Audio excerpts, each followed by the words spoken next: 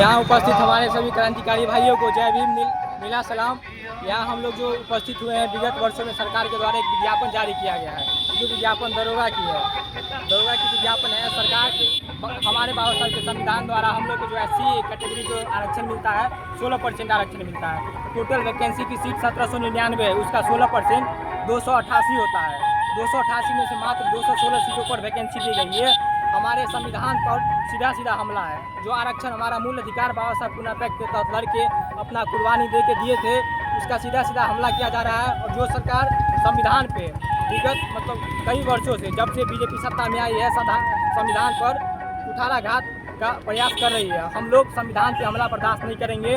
हम लोग जो है अपनी आवाज़ को बुलंद करने के लिए यहाँ पे आए हैं। और यहाँ उपस्थित सभी क्रांतिकारी भाइयों ने हमारा सहयोग किया है। सबके साथ हम लोग विरोध प्रदर्शन दर्ज करते हैं। और जो सरकार द्वारा बर्बरतापूर्ण लाठीचार्ज किया गया है पटना में, क्योंकि इतिहास से ही हम लोग को जब लड़ते हैं हक अधिकार के लिए, तब हमको दंगाई बता दिया जाता है, तब हमको आतंकवादी बता दिया जाता है। क्या हम इस देश के मूल निवासी नहीं है?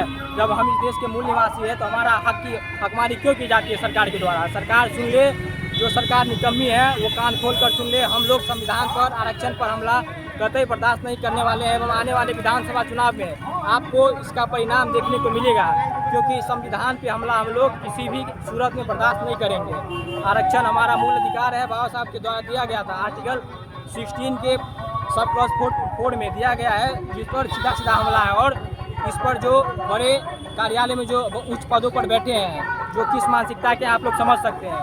उस मानसिकता के जो लोग हैं उनको चिन्हित करके सरकार उस पर जरूरी कार्रवाई करे और इस विज्ञापन को रद्द करके पुनः फिर से नए सिरे से इस विज्ञापन को जारी करे। और इसमें जो सीटों की संपूर्ण जो SC कैटेगरी को मिलता है, जो मिलना चाहिए वो दे। नहीं तो हम लोग इस आंदोलन को व्यापक स्तर पे करेंगे और पूरे देश भर में दिखाएंगे कि देखिए बिहार में कैसे आरक्षण की हकमारी की जाती है। ये सीधे सीधे हमारे सामाजिक न्याय पे हमला है, ये सीधे सीधे हमारे जो समावेशिता है उस पर हमला है। तो हम लोग ये बर्दाश्त कतई नहीं करेंगे। इसके साथ में अपनी बात को समाप्त करता हूँ। जय भीम।